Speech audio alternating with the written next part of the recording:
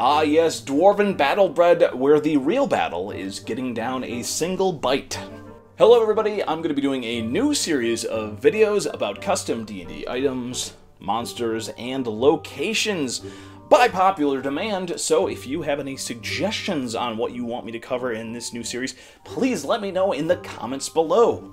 This is, of course, based on the Terry Pratchett Dwarven Bread, which you can read about in his Discworld series. So, Dwarven Battle Bread is a fairly common item, but is generally not sold to non-dwarves.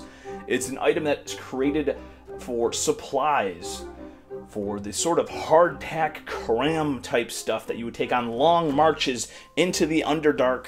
This stuff is both indelectable and indestructible. It is not baked, it is forged. Non-dwarves can be gifted battle bread.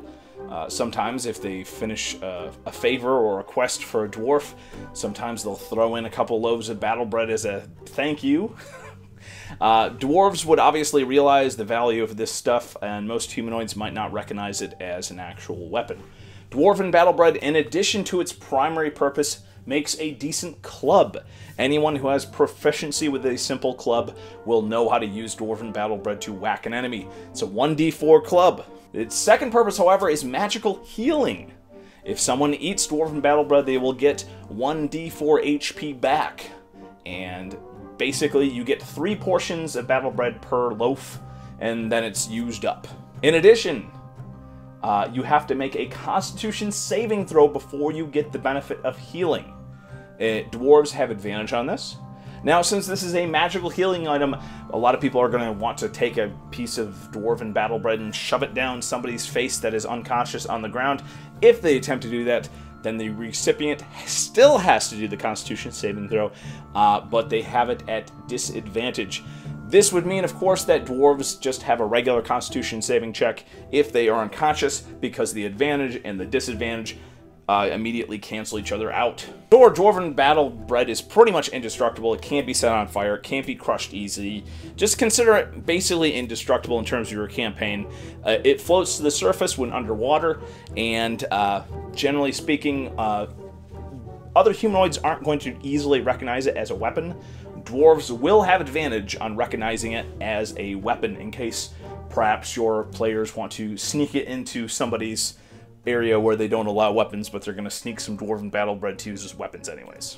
Older editions used to have kind of rules where if players found an item, there would be a lesser chance that they would find a special version of that item.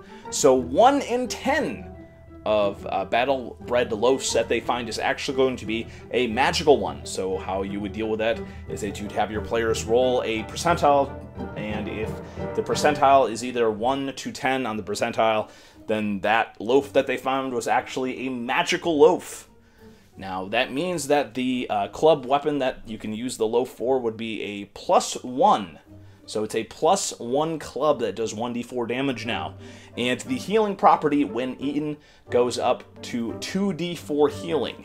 But again, you still have to make the Constitution saving throw. However, with the magical version, everybody gets advantage when they try to eat it. So it's a little more, it's not exactly delicious, but it's easier to get down than the normal version of the bread. Now, no one knows exactly why some Dwarven loaves are magical and some are not.